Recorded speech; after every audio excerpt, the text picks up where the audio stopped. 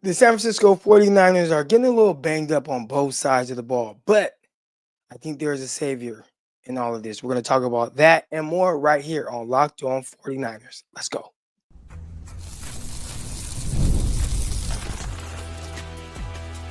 You are Locked On 49ers, your daily San Francisco 49ers podcast, part of the Locked On Podcast Network, your team every day. Welcome to an early morning episode of Locked On 49ers. I'm your host, former NFL and AFL defensive back Eric Crocker. You can find me on Twitter at Coach Crocky, at Coach Crocky. And as you can see, still do not have my guy Brian Peacock, but he'll be back shortly. We want to thank you for making Locked On 49ers your first listen. And I'll also let you know that this show is brought to you by Game Time. Download the Game Time app, create an account, and use code LOCKEDONNFL for $20 off your first purchase. Terms apply. Download Game Time today. What time is it? Game time. And it's definitely not game time for a lot of San Francisco 49er players. A lot of guys that I feel like the 49ers are going to have to depend on. We're going to start on the defensive side of the ball because I think that's pivotal, right?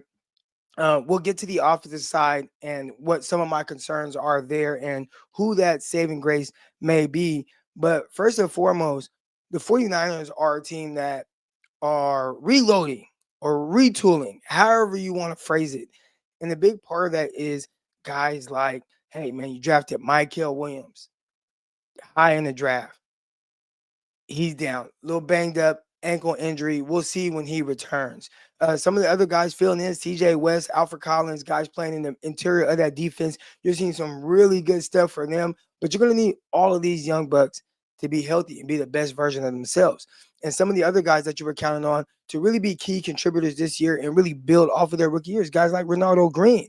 You know, I was really excited to watch Renardo Green throughout this training camp, preseason, and just see what steps he continues to take as a cornerback. You know, I think we've seen this before where a guy comes in, plays cornerback, you know, drafted on day 2. It's like, man, play really well. Can't wait to see how he builds on that. That guy's name was Ahkello Witherspoon.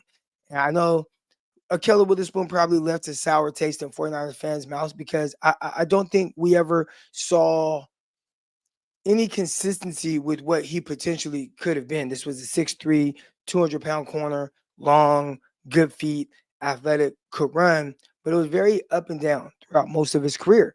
And you see a guy like Renardo Green, and you want to see him build on that, right? Like, don't have that Witherspoon arc with his career, which, again, Witherspoon started a lot of games for the 49ers, did a lot of really good things, but you wanted to see him be a long-term guy. When the 49ers drafted Renardo Green, and you turn on the film and you watch him against some of the big dogs in the SEC, it's like, you know what? This guy can be really good. He can be really good.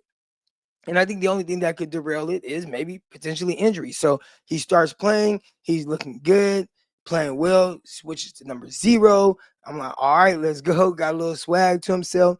And he had a really good freshman campaign. So much so, he was one of the higher graded rookies in the entire NFL at the cornerback position. And you wanted to see that carry over to year 2. You wanted to be confident with having your bookend corners, all right? Diamador Lenore, we know what he is. He can play outside. He can play inside. He's terrific. We know typically more times than not, he's on the field, and you're going to have to really count on him, all right? You got Renardo Green on the other side. This is a guy that's going to hold it down for the 49ers. Now, you got your guys until Renardo Green went down with an injury. And now it's like, all right, Renardo Green goes down. But, man, I still got Diamador Lenore. Eventually, Renardo Green will be back. And, man, by the way, they drafted this young fella by the name of Upton Stout. Now, I'm pretty sure a lot of you saw right before the preseason game started, Upton Stout was pulled from the game. Any type of live action, just not going to play. And it's like, wait, what's going on?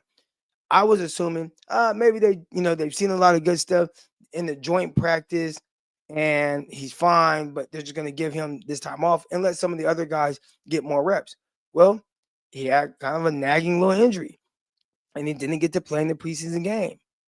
And I'm looking at it, I'm like, man, like the 49ers, they're going to need these young guys to be healthy. Why do they keep getting banged up? I saw some pictures circulating about how the Denver Broncos were warming up and how the 49ers were warming up. All right. Now, in the sports world, and maybe this is old and outdated, but I do it as a coach. Maybe I should change how I'm doing this as well. But it's typically dynamic stretching over static stretching. So dynamic stretching, that's a warm up with dynamics. It's high knees, side shuffles, karaoke's, those type of things, as opposed to just standing there or sitting in place and stretching out. Typically, you do that post workout.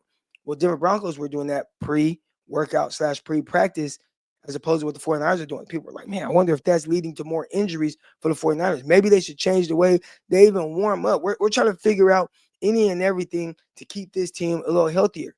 But right now, they're going down with injuries, even if they're not long-term things, but just these nagging things. It's just a little concerning. It's a little concerning. So Ronaldo Green, he's out. Excited to see whenever he comes back. Doesn't seem like it's anything long-term. Upton Stout, he's out. Again, doesn't seem like it's anything long-term. But you just keep saying that with a lot of the guys for the 49ers on the back end, some of the receivers, and we're going to get to those guys and what the 49ers potentially can do. But at the safety position, Malik Mustafa, that's a guy. It's like, oh, year 2, 49ers got Malik Mustafa. Can't wait to watch him. And then all of a sudden you hear, not so fast. This is a guy that has this ACL type of issue and has to get a little bit of work done, and he's going to have to rehab, and eventually he'll come back at some point in the season. We looked at last season as almost an anomaly, right? A time where 49ers had all these injuries and it's just kind of bad luck. But I think this is the way that the NFL is. I think that, when you have those teams, the 2019 team, the 2022 or 23 teams, right? Like just those teams where you're actually blessed with really good health, you have to capitalize on those seasons. Last year, the Philadelphia Eagles, they won the Super Bowl. And people talk about Saquon Barkley. They talk about, Jalen Hurts and A.J. Brown and that loaded defense. But what a lot of people don't talk about is how healthy that team was. If I'm not mistaken, and you guys can go and you can fact check this, but if I'm not mistaken, the Philadelphia Eagles finished the season with 21 out of their 22 starters playing that Super Bowl, offense and defense. Like, that's great health. So as much as it could be about their studs and their big-time players, they were also very healthy. And they won the Super Bowl. And now we also saw them win the Super Bowl without their starting quarterback, Carson Wentz, and it was Nick Foles, and we saw that as well. But more times than not, a lot of these teams that are reaching the Super Bowl and winning, they are dealing with really good injury health. And the 49ers right now feels like the injuries not only piled up last season, but starting this year, I hope it gets better. I hope these are things that people won't be out for long periods of time. But it's really, really hard to tell, or really hard to be optimistic with where they are right now. I see guys in the chat. We got Todd, and he says, I hate seeing all the injuries, especially the young guys who could use as many reps in practice as possible. Man, I agree. I think more than anything, you just want to see these guys continue to just get the reps and experience. And every practice that they miss out on that. Entertainment in the chat says, Super Bowl at home, easiest schedule, can't miss this. I think if there is one silver lining with some of the things that 49ers are dealing with is, as of right now, and again, these are NFL teams, so you just never know how it's going to go. But as of right now, on paper, they have a favorable schedule. How's it going to turn out? We don't know, and hopefully for the better, but it's favorable to potentially be able to ride out some of these injuries that we're actually going to talk about on the other side. The 49ers, they don't just have some injuries and guys banged up on the defensive side. Some guys on the offensive side as well that we definitely have to get to next. This show is brought to you by Game Time, and we've all been there, right? Logging on early and waiting forever for concert tickets to go on sale, only to lose your spot for a show you've been dying to see. Live music should be about making memories, all right? Not dealing with the stress of ticket shopping, and that's where Game Time comes in. All right. Game Time makes getting concert tickets faster and easier than ever. Prices actually drop as it gets closer to showtime, and you can save up to 60% off with their killer last minute deals. All right. If you're tired of endless scrolling, trying to find the best deals, Game Time Zone Deals picks the best seats in your section for you. And if you ever wonder how it actually look, you can go on Game Time and they'll show you what it looks like live, sitting from your seat. The view, you get a great kind of AI view of what that looks like. All right. And if you're worried about what happens if your plans change, well, Game Time, they guarantee that with cancellation projection and much more. All right. Take the guesswork out of buying your concert and show tickets with Game Time.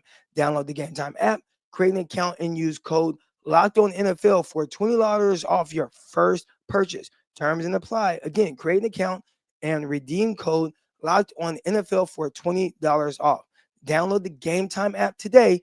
Last minute tickets, lowest prices guaranteed. All right. We talked about some of the issues that the San Francisco 49ers are dealing with on the defensive side, some of the young guys. And I'm excited to watch these guys play, and I'm excited to watch these guys grow. But man, they got to be on the field. And hopefully, some of the injuries that they're dealing with are short term. Well, we're not just dealing with that with guys like Malik Mustafa, Renardo Green, Upton Stout, Michael Williams. You're also dealing with that on the offensive side with some of these receivers. And for a while, I'm looking at the injuries, and there's some free agents out there, guys like Gabriel Davis.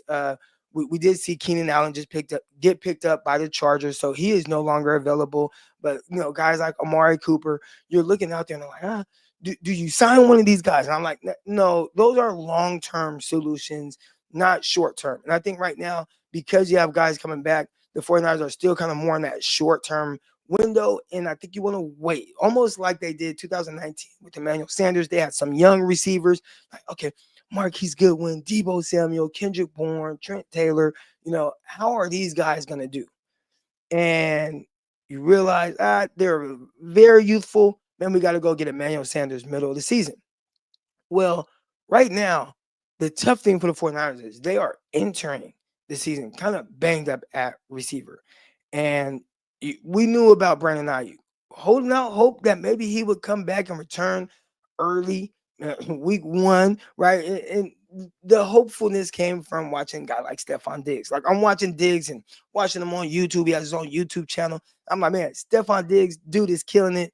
He's going crazy. And maybe Brandon Ayuk can have that type of luck with his injury or recovery. Now, they're dealing with two different type of injuries, right? Yes, both torn ACLs, but Ayuk had more than just an ACL. So his recovery is taking longer, even though he actually got hurt a week before Stephon Diggs. And now Stephon Diggs, man, he's active, he's practicing, he's doing all the things. You're like, man, I just wish Ayuk was a little closer. Well, now we got a little update, and it looks like Ayuk may come back around week 6 or so. So going to start the season on the PUP list or IR, however they do it, and eventually he will be back. So at least that's some kind of good luck. You kind of have a timetable. Now, the other issue is some of the young guys that, again, I want to see this guy step up. Jacob Cowling. Well, he's hurt early in training camp. Finally, we get word that he's returning back to practice this week. But this is a guy's like, man, can you just stay healthy?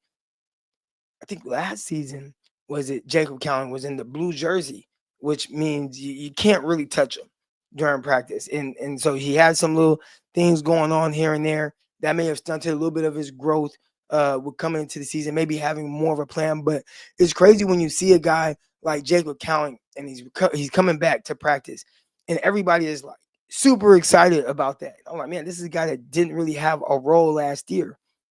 So you're excited about Cowling, and I am excited about Jacob Cowling coming back. But I think the role that he's coming back in is bigger than maybe what he is right now. Now, with opportunities, maybe guys can grow into those roles and he can be excellent. But you want Brandon Ayuk out there. You don't want Jacob Cowling to have to be Brandon Ayuk. And then the guys that you potentially are counting on, like, what is going on with Juwan Jennings? What's the timetable on Juwan Jennings? Anybody in the chat right now, if you've heard, let me know. But that's another guy that you're going to have to lean on. When is Juwan Jennings coming back? What's going on with his new contract? And then you say, you know what? No Brandon Ayuk, no Juwan Jennings. Ricky Pearsall's been out there and he looks healthy and he had a full week of practice. Awesome. Man, that Jordan Watkins, rookie out of Ole Miss, he's catching deep balls. He looks like he's taking steps in the right direction. Had a big catch against the Denver Broncos, running up the seam for that slot fade. And then he goes down with a high ankle sprain.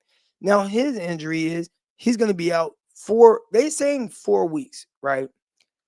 But if anybody knows and has experience with the high ankle sprain, well, I have and kind of what that is like. They have different grades to it, but it's typically about 4 to 6 weeks. So now you may not start the season with Brandon Ayuk. Not sure exactly what's going on with Juwan Jennings, but we expect him to be back. But he's banged up. Jordan Watkins now banged up. You got Cowan, you're gonna have to depend on. He's coming back from an injury. Can he stay healthy? I'm just looking at these injuries and how they're piling up for the 49ers at some of these positions with some of these young guys, and I'm like, it's just not ideal. Yeah, I thought the injuries were in the past. I thought last season you dealt with that, and you know what? Nah, 2025, fresh season, fresh start. You're gonna be just fine. And as of right now, you're almost starting in a worse spot than you ended with last year, which I don't think you would have thought that the injury situation could be any worse. Todd in the chat says Shanahan quote about Juwan Jennings. All right, it's the same injury he had last year during training camp, which made him miss a couple weeks during training camp last year. So at least that's hey man, he's dealt with this. He missed some time with it last year. Seems to be something that may be reoccurring, but maybe we shouldn't be too worried about it because coming off of that injury he dealt with last year in training camp, he had a career year. It was almost 1,000-yard receiver. So it doesn't seem like just the way that's worded there that maybe Kyle Shanahan, he's not really worried about it.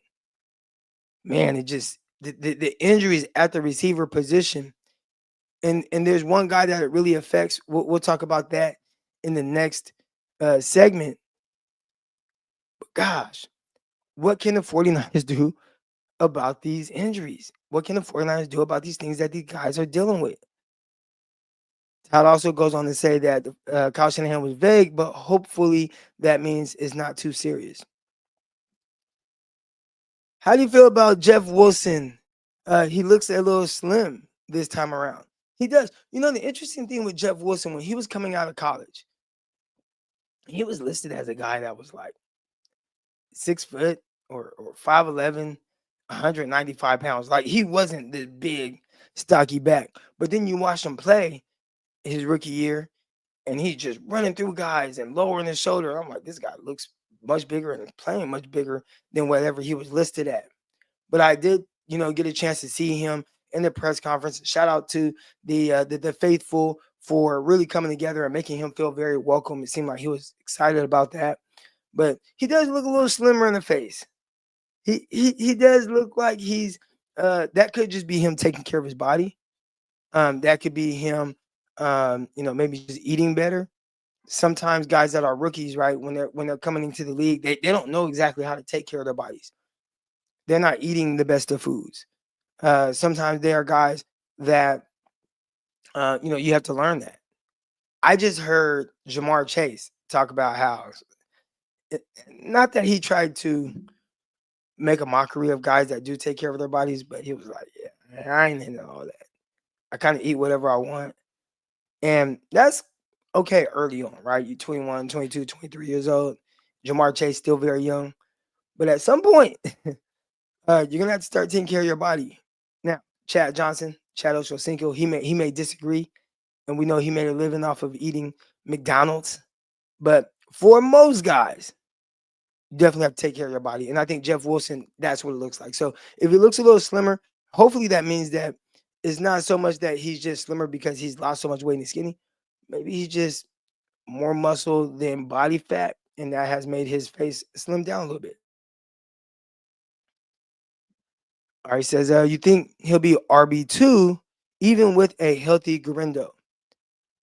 I think at this point right now, it's more so about just 49ers trying to get through training camp. And you had Jordan James, another young guy that went down with an injury. and you watch Jordan James out there, and it's like, all right, well, we lost him. We need to get guys in here. You got Patrick Taylor, and you got Kiner. Garendo. We'll see. Where he's at with everything, but you need to get through camp.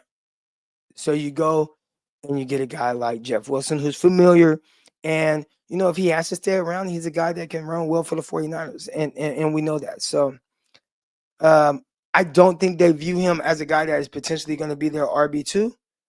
I believe they think, hey, you're in here right now to get us through training camp at the running back position. And I think for a lot of these veterans, guys like Robbie Chosen, guys like Jeff Wilson, some of the receivers that they've signed, maybe there's an opportunity for you to make the practice squad. And a lot of those guys will take that opportunity because you're still going to get, 10, 11, 12,000 a week while being on the practice squad. So I'm pretty sure they'll take that right about now. Game checks, drastically different. I don't know if you guys know how the NFL players get paid. I think they recently changed it, so it's a little different than my short stint in the NFL.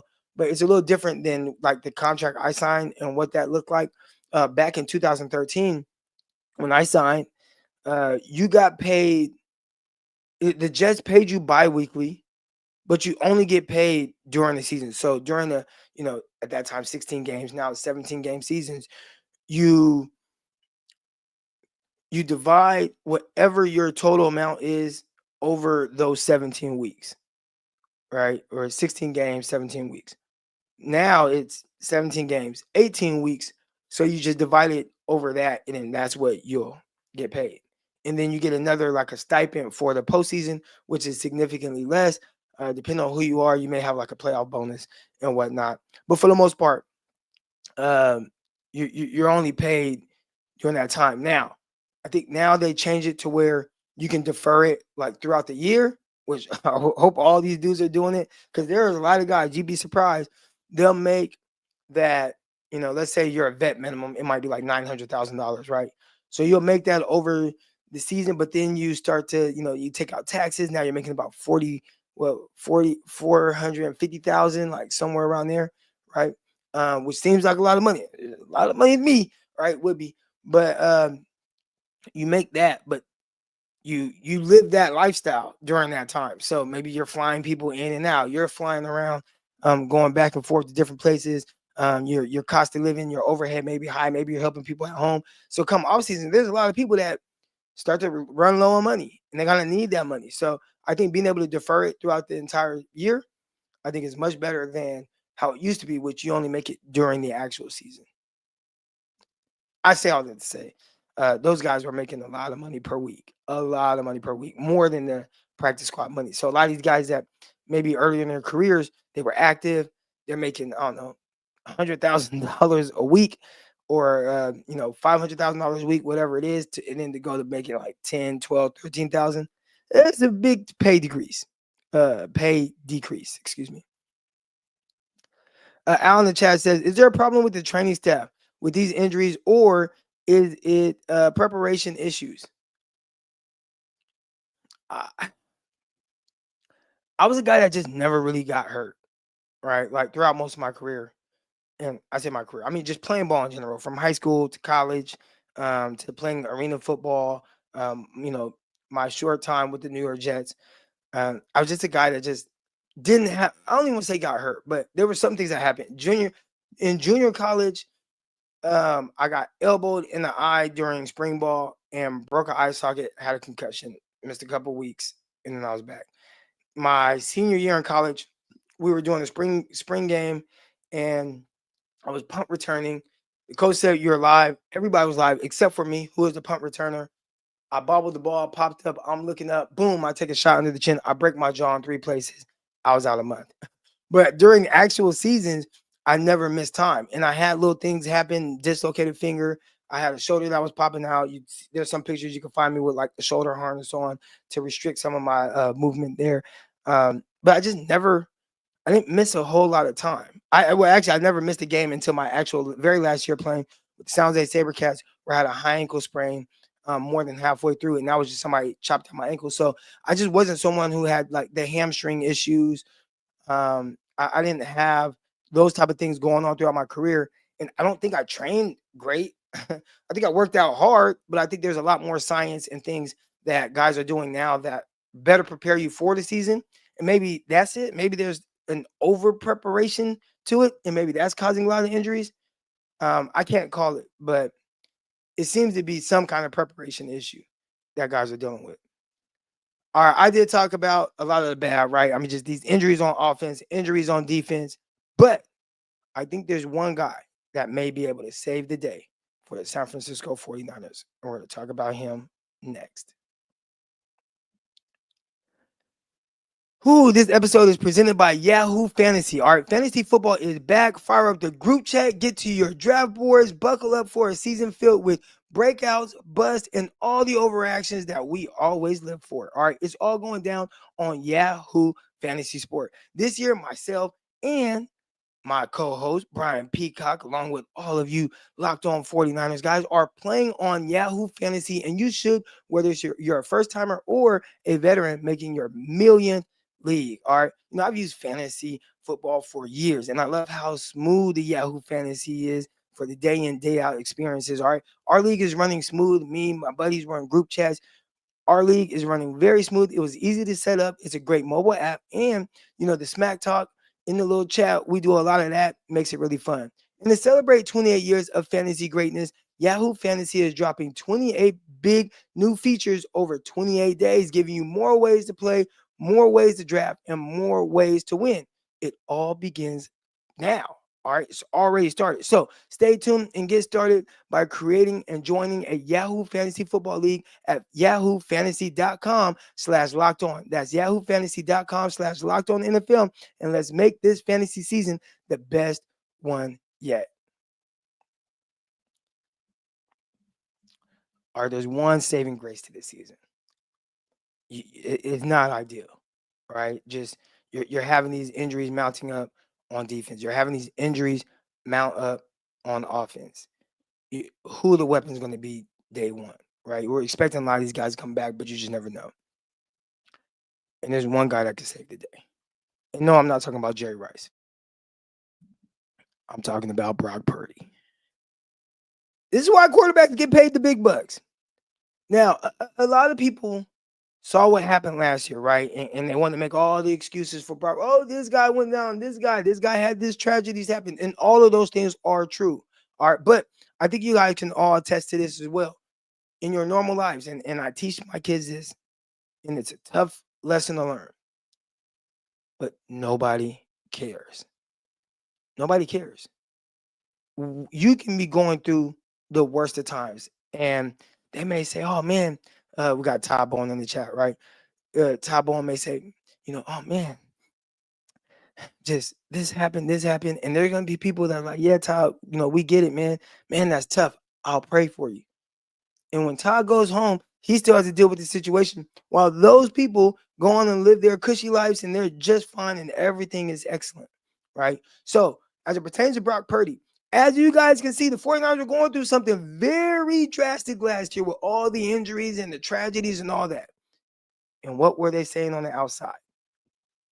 All they're going to point to is that the 49ers won 6 games. Nobody cares what you're going through, 49ers. Nobody cares about the injuries. Brock Purdy, nobody cares what you had to deal with. It's on you and the staff and guys to figure out a way to get over that. And as you can see right now, and I try to tell a lot of people, like, these things happen. It's on the quarterback to try to figure out a way to keep the team afloat. And as much as it sucked to watch Brock Purdy go through that last year, that tough times, I think it was probably the best thing for him. All right. Coming into the NFL, I mean, Mr. Irrelevant needed 2 guys to go down just to get an opportunity. He made the most of that opportunity and some, right? He playing great football, which got him paid. All right. But you don't have all those guys all the time. And we're seeing that, right? You come into a situation, man, I got Christian McCaffrey and Brandon Ayuk and Deebo Samuel and George Kittle and the top 5 defense. And yeah, it's all great when it's great. Realistically, there's going to be some peaks and valleys to some of the things going on with the roster. For most of the, his first couple years playing in the league, everything was awesome. Last year, not as ideal. And I think this year is starting off where it's going to be on him to figure it out. You just got to figure out how to maneuver around that. And I think last year it was a lot for him. A lot of people talk about all the injuries and stuff like that, but Warriors actually had some opportunities to win games. And I'm not saying it was all on him why they lost, right? But again, I'm always going to put on the quarterback to just like hey, figure it out. If it's not drastic situation, what do I mean by that? The Rams beat the 49ers. What was it? 12-6. I don't even think there was a touchdown scored in that game, right? And late in that game, Brock Purdy threw multiple interceptions. Now, a lot of people want to put it on the drop by Debo Samuel in the third quarter, like 8 minutes left. You dropped the slant, it would have been a touchdown. Like, yeah, man, there's a lot of time left in that game. And the 49ers actually scored on that drive to kick a field goal to go up 6-3. So was that the reason the 49ers lost? Like, no. They had opportunities. Brock Purdy turned the ball over multiple times in the fourth quarter. Don't want to see that, right? So there were some opportunities, even in winnable situations, that, yeah, he could have helped a little bit more. I believe he's going to be better this season and more equipped this season for those type of situations. So right now, the 49ers are dealing with a plethora of injuries. But I think everything that Brock Purdy has had to go through, and not just at the NFL level, I mean, going back to Iowa State, I think it has prepared him for what the 49ers are dealing with right now. I'll read off some of the injuries again. Jordan Watkins, hurt. He's going to miss 4 to 6 weeks with a high ankle sprain. Brandon Ayuk, potentially coming back around week 6. Juwan Jennings, sounds like it's kind of a week-to-week type of thing. Jacob Cowan, kind of coming back, but didn't even have a role last year. Robinson, he's appealing his suspension, but he's likely going to miss the first few weeks of the season. Cornerbacks being down. Ronaldo Green, Upton Stout, Michael Williams down, right? Like, there's just a lot of injuries. And it is a tough situation, but you're going to have to lean on guys like George Kittle. You're going to lean on CMC. You're going to lean on Ricky Pearsall. And you're going to lean on the fact that Brock has now experienced what it's like to maybe force things a little bit, maybe be a little sped up because you don't have everybody at your disposal. I think he's going to be much better. And I think he is the guy that's going to salvage this situation. And I'm not saying during this time, let's say Brandon Ayuk, and even when Brandon Ayuk comes back, like, is he going to be 100% himself, right? But I think this is an opportunity for Brock to really show everybody, right, what a lot of 49er fans already know. Hey, man, this dude's a gamer.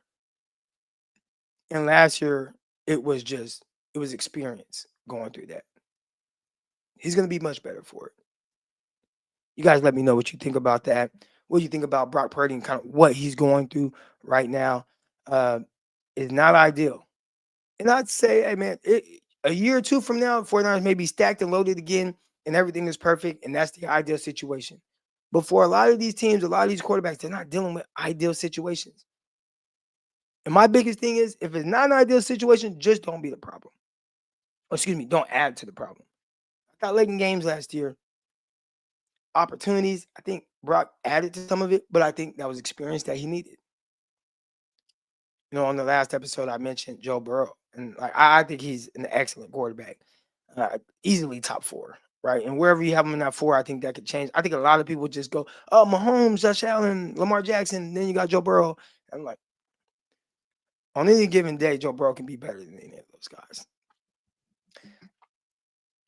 To lose games where you're scoring 38 points and do that twice, 34 points, do that twice, and you lose another game where you score 33 points, like, I just can't put that on him.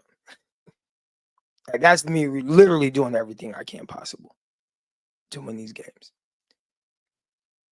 I think Joe Burrow, his rookie year, right, going through a lot of lumps, ups and downs, tears his ACL, dealing with that. I think it prepared him for those type of situations. And although he still wasn't good enough, I think they still won 9 games, right? It's like I got the worst defense in the league. I got one of the worst offensive lines in the league. I do have 2 terrific receivers. But that's kind of like the bulk of the offense, it's like a lot of it is on Joe Burrow and his shoulders. It's like I just got to figure out a way to put up points. And I think if Brock can figure out a way to use George Kittle, man, best tight end in the league, use CMC, top 3 running back in the league, I think he can salvage the situation because of what he experienced last season. Andrew in the chat says it's an odd year. It is. It is an odd year. I don't even know how to say your name in the chat, but Brock's the best QB at the moment in the West. And that could be true too, right? I'm excited to see what Sam Darnold does up in Seattle. Somehow I like USC.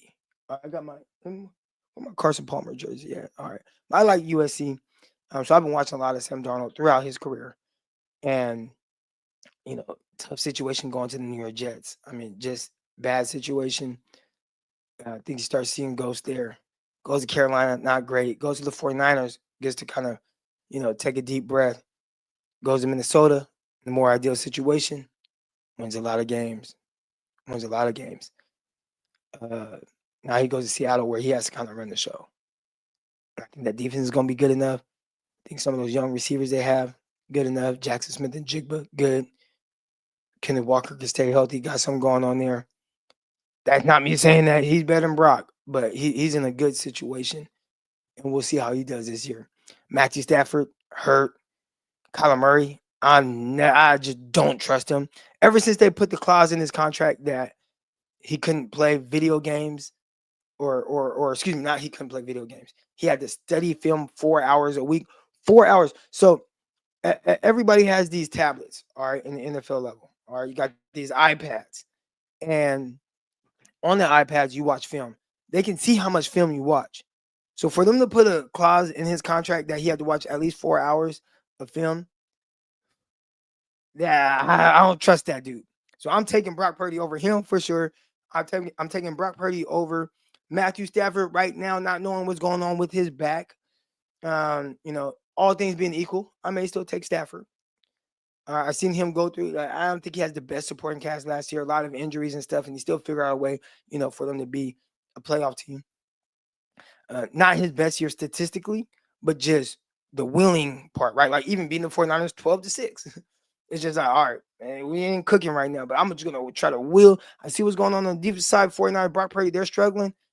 Can I put up 12 points in one game, right?